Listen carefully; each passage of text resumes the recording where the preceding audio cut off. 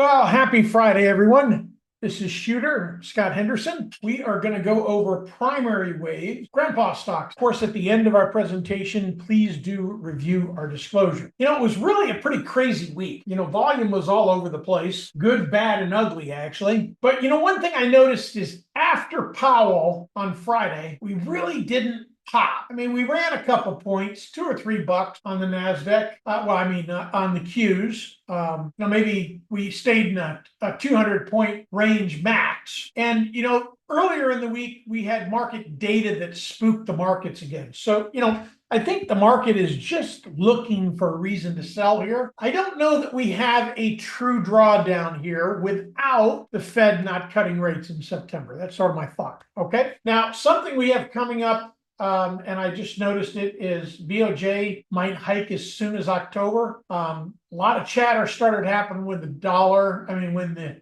USJPY pair headed south. And obviously that was a catalyst for a little bit of a drawdown. So I'm keeping an eye on that. And, I think we've already hit overload or maximum overload with the rhetoric around the election policy. And I think it is making investors hesitant because we don't really, there's such a disparity between the outcomes, whether Trump is elected or whether Harris is elected. And I think that's going to become more and more of a challenge because as they continue to confuse us on what's good, bad, or ugly, that ultimately is going to, influence our investment decision. And, the DNC was basically a nothing burger. But, one thing that caught my attention was Michelle Obama pulled the race card. I find that very offensive that, white Americans not eligible to be president. She didn't use that language, but basically that's what she was saying, or threatening Trump. And,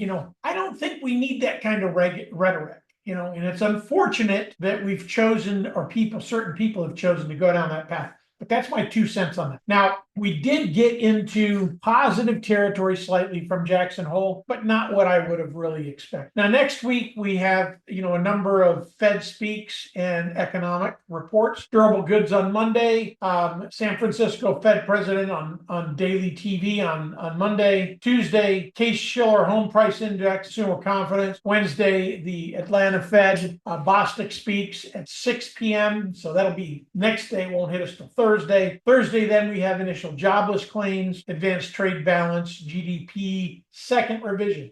Now realize we've got to have a second revision in data. I just think that's freaking hilarious. Then we have pending home sales, Atlanta Fed, Bostic, speaks at 3:30. Speaking twice this week. I'll have to go back and check and make sure I'm right there. Maybe I copied and pasted it wrong. All right, Friday, PCE index, year over year, and core index, and then core year over year. And then we have consumer sentiment after that. So we got a lot of data points that are coming up. So what we're looking at this week is grandpa stocks to consider for August. And actually, a lot of them look pretty halfway decent. It was almost like people went to a flight to safety or flight to quality, which is not always the case with, dividend kind of stocks. So, all right, Adobe immediate resistance is right at 706, immediate support, at 706. Immediate resistance is at 890. Now, consider taking profits around 890, just a little, in that range. If we get up to that level in this short period of time, we could be in this range all year and into next quarter as well. But really, there's not a lot going on with this. Otherwise, it's flat in the range. You're earning your dividends. So I like Adobe, especially with how it's recovered. It does have some decent upside. If the software stocks start pumping again, but I think the consumer lagging on acquisition is going to keep us basically in a range. So consider that. All right, looking at Ask Autodesk, immediate support's around 257, immediate resistance 277. Buy any dips down to 257, with the target towards that 277 and earn your dividends. That's all I can say here because we're going to top the test of the range. Just the way this looks, we need a good breakout here. And I don't know, again, the software stock, I don't know that they're going to get the consumer push to get there, at least in the next 2 quarters. But still, good stock, just to sit and earn your dividends on. Now, Elliott Technology, immediate support is 134, immediate resistance is 140. So we don't have a big range on this one. Consider accumulating on dips to 234.74 is what I've got noted. or 134.74. So we're at the top of this range. We've got a primary wave short here. You know, you could sell some covered calls up here or over here. You know, I don't know what the premium is. I actually didn't look. I'm just looking at this. I'm not sure what the interest is from a dividend investor because I'm not one. But looking at the trend support, we want to make sure we stay above that. But the 134.74 would make sure that we break that. So I wouldn't initiate a new position until we get back towards that 134 is my thought. All right, looking at Artista Networks, ANET, immediate support is around 285.30. Immediate resistance is around 404. So now we got quite a range on this. Considering holding long positions into that 404, even at this point, I wouldn't have a problem chasing this and accumulating. Not a lot of upside, but very bullish looking stock with the arc. That's everything that's there. We have to have a very weak market for this to turn south. So this is something that I wouldn't have a problem adding with that look. All right, looking at Caterpillar, immediate support's around 348.94. Immediate resistance around 416. Range on this, hold positions into that 416 using 348.94 as your stop level, roughly. And this is just a guess, so it gets below that, then I would consider that. But we're considering that stop after this leg. So I'm not saying this is your stop here. If it chops around here a little bit, hold it until it gets up to that 416 range. All right, Costco. But just a steady Eddie here. Immediate support at 741. Resistance is 998. Heck of a range here. Of course, consider holding it into the 98. Sort of the same concept as Nada. Now that we've had a little spook in the market, we pulled back a little bit. I really see no reason we don't leg higher. The problem is there's not enough gains to add a lot of position. Dividend investor is a tad bit different. If you're holding, hold it. If you don't have a position, maybe worth putting a few shares here if you need to park capital somewhere for the next $150, $100, $75, whatever. All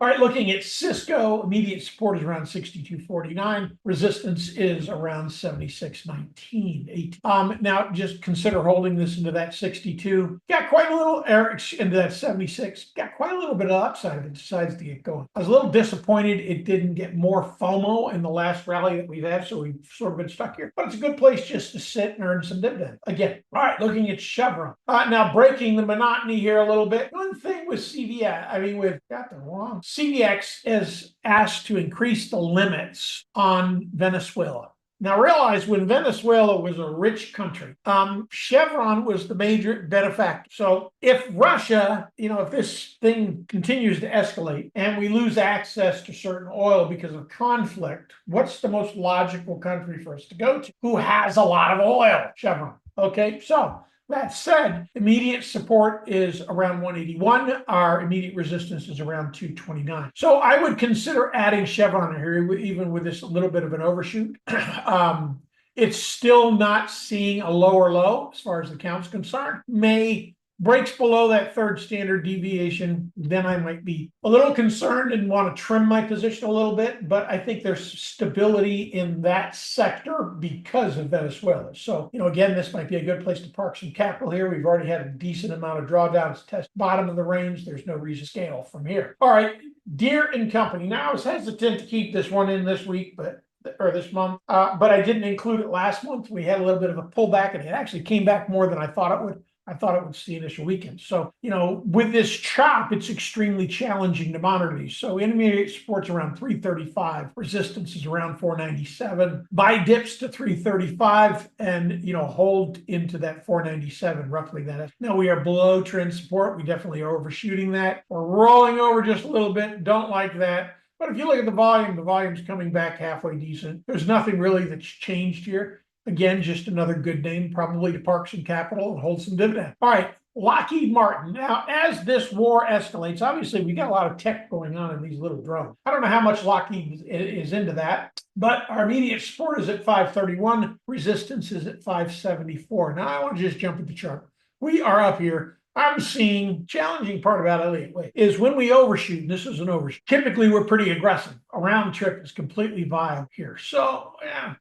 I have a hard time saying, even though my analysis is textbook, I mean, it's based on what's there. At this point, you're holding to 574 if you want to continue to hold. And I think there is more upside. I think there's a chance that this one overshoot with the level of conflicts. We've now got Iran, we now have, Russia, and we now have China that's continuing to escalate as well. So, that's going to pump more capital into this type of stock. So it does have the potential to continue to shoot. And there's nothing that would prohibit this from shooting up towards, maybe 425 or 450. So, at this point, I don't want to say cut or trim, but I would not hesitate maybe selling 50, 75 bucks out of the money, covered calls, to insulate your downside risk a little bit. That way you can hold it for dividends. That's my 2 cents. Whether that works or not for your portfolio, it obviously is up to you. Immediate support is around 822 on service now. Resistance is about 898. So this decent range, but I would still look at holding this. We got quite some upside on this cycle 3. We've broken out, back tested. Now we're going to put this next leg up. The euphoria will be told here. This is not a stock that really grows that much. I think it is a 26 or 27% rate. But as far as share value, because I really think the institutions are shying away from those $800 stocks. I think, $150 range is where more of the institutions are investing, which is why, we always target between $200 and $10 price ranges for stocks, because that additional volume comes into that. So unless they do a split, which actually would be perfect, he did here, it's just a hold and earn your dividends kind of. All right, Rockwell. Now, I didn't put this in last month. Intermediate support is around 215, resistance around 311. The chart is now back tested the line. This is a B. So it's challenging here, but I did the math. If you buy here and you add down here at the 216, so we get this ABC correct, and then we start a further leg to the upside, you're flat, but you still earned your dividends. So that's my thought. So continually accumulated on dips down to the 215, but I wouldn't have a problem with you holding a position here till that 311, because you do have a decent amount of upside there. You can earn the revenue on the side. And when we get up to that 311, you can sell some covered calls up there around 340, 350, just to earn some income in the meantime. Well, that's what we have for this week, folks. Great trading. Until next time.